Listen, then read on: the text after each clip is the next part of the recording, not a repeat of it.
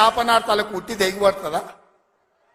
ఇలా పొంకనాలు కాకపోతే 10 ఏళ్లలో మీరు ఏనాడైనా పేదవాళ్ళ ఇంటికి 200 యూనిట్లు ఉచిత కరెంట్ ఇవ్వాలన్న ఆలోచన చేసినవా? పేదవాడు ఆత్మగౌరవంతో బ్రతకాలి అంటే ఇందిరమ్మ ఇల్లు ఇవ్వాలన్న ఆలోచన ఏనాడైనా చేసినవా? ఆరోగ్యశ్రీ పథకాన్ని నిర్వీర్యం చేసినావు. 10 లక్షల రూపాయలు వాళ్ళకి ఇన్సూరెన్స్ ఇవ్వాలన్న ఆలోచన ఏనాడైనా చేసినవా? ఇవాళ అందుకే ఆడబిడ్డల్ని ఆదుకోవడానికి 500 రూపాయలకు సిలిండర్ ఇచ్చి ఆడబిడ్డల్ని ఆదుకోవాలి, కట్టెలపై కష్టాల నుంచి వాళ్ళని కాపాడాలి అని తొందరలోనే మా ఆడబిడ్డల కోసం 500 రూపాయలకే ఇంటింటికి సిలిండర్ ఇచ్చే బాధ్యత మా మంత్రివర్గం తీసుకున్నది. 1,00,000 మంది ఆడబిడ్డలతోనే ప్రియాంక గాంధీ గారిని రప్పించి 1,00,000 మంది ఆడబిడ్డల సమక్షంలో సిలిండర్ 500 రూపాయల కార్యక్రమాన్ని తొందరలోనే మీ ప్రభుత్వం మన ప్రభుత్వం తీసుకోబోతుంది అని చెప్పి మా మిత్రులందరికీ నేను చెప్పదలుచుకున్నా. అదేవిధంగా మిత్రులారా, ఇంటికి ఉచిత కరెంటు 200 యూనిట్ల వరకు ఇస్తామని ఆనాడు చెప్పినాం. పోయిన సంవత్సరం ఎవరెవరు ఎంతెంత వాళ్ళ ఇంటికి కరెంటు వాడినరో ఆ లెక్క కట్టి ప్రతి ఇంటికి తెల్ల రేషన్ కార్డు ఉన్న వాళ్లకు 200 యూనిట్ల వరకు తొందరలోనే ఉచిత కరెంటు మీ ఇంటికి ఇచ్చే బాధ్యత, మీ కుటుంబాలను ఆదుకునే బాధ్యత మన ప్రభుత్వం తీసుకుంటుంది, పేదల ప్రభుత్వం తీసుకుంటుంది. ఆ ఎల్లా ప్రగతి భవన్ అనే పేరు మీద పెద్ద గడిని నిర్మించుకొని కష్టాలు చెప్పాలి అని గద్దరన్న పోతే ఎర్రటెండకు మిట్ట మధ్యాహ్నం 3 గంటలు నీ గేటు దగ్గర నించోబెట్టినావు కదా కేసీఆర్. ఈ పాపం ఊరికెపోతుందా అని నేను అడుగుతున్నా. అందుకే కదా పార్టీని మొన్న జరిగిన ఎన్నికలలో బొక్కలు ఇరగొట్టి బోర్ల బొక్కలేసి గుణపాఠం చెప్పిండ్రు. గద్దరన్న ఉసురు తలిగింది కాబట్టి మీ బొక్కలు ఇరిగిన బిడ్డ, గది గుర్తుపెట్టుకోండి అని నేను చెప్పదలుచుకున్నా. అందుకే మిత్రులారా, ఇవాళ ఈ ప్రభుత్వం మీది మనది, ఈ ప్రభుత్వం పేదోళ్ళది. ఈ పేదోళ్ళ ప్రభుత్వంలో ఆదిలాబాదును దత్తత తీసుకుంటాం. తప్పకుండా తుమ్మిడేటి దగ్గర ఉత్తమ్ కుమార్ రెడ్డి గారి అనుమతితోని సాగునీటి ప్రాజెక్టును కడతాం, కుప్టి ప్రాజెక్టును కడతాం, సబర్మతి ప్రాజెక్టును కడతాం, కడెం ప్రాజెక్టును రిపేర్ చేస్తాం. ఈ ప్రాంతాన్ని సాగునీటి రంగంలో పైనుంచి వస్తుంటే మా కొండ సురేఖక్క చూపిస్తుంది, కింద క్రేన్ పెట్టి బాయి తవ్వుకుంటారు నీళ్ల కోసం, సాగు నీటి కోసం. మరి ఆ సన్నాసోడు 1 కోటి ఎకరాలకు నీళ్లు ఇచ్చిన అన్నాడు, ఏడిచ్చిండా?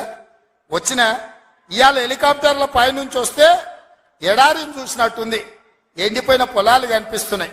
నీళ్ల కోసం బావులు తవ్వుకుంటారు. ఇవాళ బావి తవ్వే క్రేను అది చూపించి సురేఖక్క అన్న ఇంకా బాయిల వ్యవసాయమే ఉంది, ఇక్కడ నీళ్లు రాలేదని.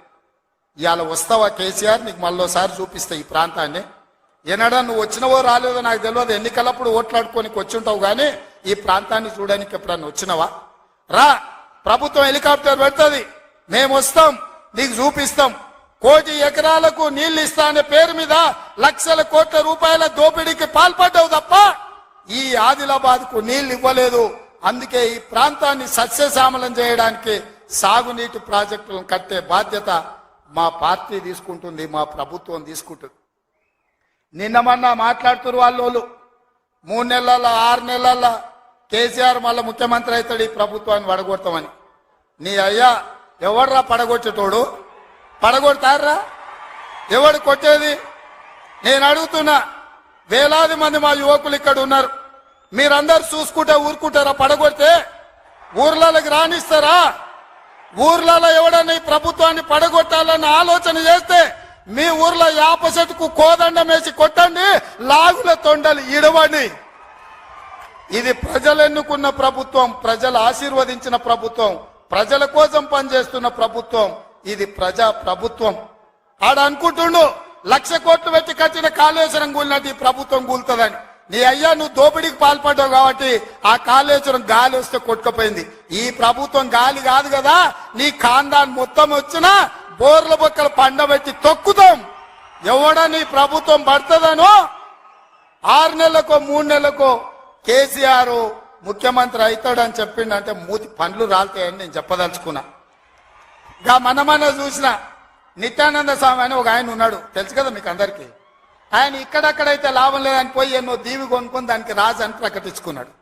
ఇక కేసీఆర్ సంపాదించిన అక్రమ సంపాదన ఉంటే పోయి ఏమన్నా అడవిలో పోయి ఎక్కడన్నా పోయి దీవులలో పోయి దీవి కొనుక్కొని దానికి రాజు అని ప్రకటించుకోవాల్సిందే, లేకపోతే ఆయన ఫామ్ హౌస్కి ఆయన ముఖ్యమంత్రి కావాల్సిందే తప్ప ఈ తెలంగాణ రాష్ట్రానికి మళ్ళీ జన్మలో ముఖ్యమంత్రి కాదు కదా, మంత్రి పదవి కూడా కేసీఆర్కు రాదని నేను చెప్పదలుచుకున్నా.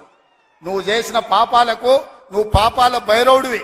ఈ నిరుద్యోగ యువకులను, ఉద్యమకారులను, అమరవీరుల కుటుంబాలను, రైతులను, దళితులను, గిరిజనులను, మైనారిటీలను, మహిళలను నిలువు దోపిడీ చేసి నిలువున ముంచిన నువ్వు, నీకు సిగ్గన్న ఉందా మళ్ళీ పదవి కావాలని అడగడానికి? నీకు కొంచెమైనా రోషం ఉన్నదాన్ని నేను అడుగుతున్నా. ఆయన మాట్లాడుతున్నాడు 6 నుంచి 8 పార్లమెంట్లు వస్తాయి. ఏంటికొస్తే మళ్ళీ 6 or 8 ఇస్తే మోడీకి అమ్ముకుందామనా? మొదటిసారి 12 ఇస్తే మోడీకి అమ్మినావు, రెండోసారి 9 ఇస్తే తీసుకుపోయి మోడీకే అమ్మినావు. మారుబేరగాలి కాక ఈడ ఎంపీలు కొనాలి, ఈడ ఎంపీలు గెలవాలి, ఢిల్లీకి వెళ్ళి మోడీకి అమ్ముకోవాలి. దీనికోసమేనా నీకేసేది? నేను ఇవాళ సూటిగా కేసీఆర్ని అడుగుతున్నా. ఈ దేశంలో ఉన్నాయి 2, ఒకటి ఎన్డీఏ కూటమి, రెండోది ఇండియా కూటమి. ఎన్డీఏ కూటమికి మోడీ ఉన్నాడు, ఇండియా కూటమికి మేమున్నాం. మా దాంట్లోకి రానీయము, మా నీడ కూడా తాకనీయం. ఆ ఇంటి మీద పిట్ట ఈ ఇంటి మీద కాలిస్తే కాల్చి అవతలేస్తాం. నువ్వు ఎట్లకెళ్ళి అవుతావా? మరి నేను అడుగుతున్నా, ఎట్లకెళ్ళి అవుతావు? 1, 2 ఏదైనా గెలిస్తే ఢిల్లీలో తాకట్టు పెట్టి మోడీ దగ్గర గులాంగిరి చేయిస్తాడు ఆయన. అందుకే మిత్రులారా ఆలోచన చేయండి. ఇవాళ ఈ రాష్ట్రంలో, ఈ దేశంలో పేద ప్రజల ప్రభుత్వం ఏర్పడాలి అంటే 10 ఏళ్ళు ప్రధానమంత్రిగా ఉన్న నరేంద్ర మోడీ ప్రతి పేదవాడి ఖాతాలో 15 లక్షల రూపాయలు వేస్తా అన్నాడు. ప్రతి పేదవాడికి ఇల్లు కట్టిస్తా అన్నాడు. ప్రతి సంవత్సరం 2 కోట్ల ఉద్యోగాలు ఇస్తా అన్నాడు. రైతుల ఆదాయం 2 చేస్తా అన్నాడు. ఎవరి ఖాతాలన్న మోడీ 15 లక్షలు వేసిండా మిత్రులారా? వేసిండా? నీకేమన్నా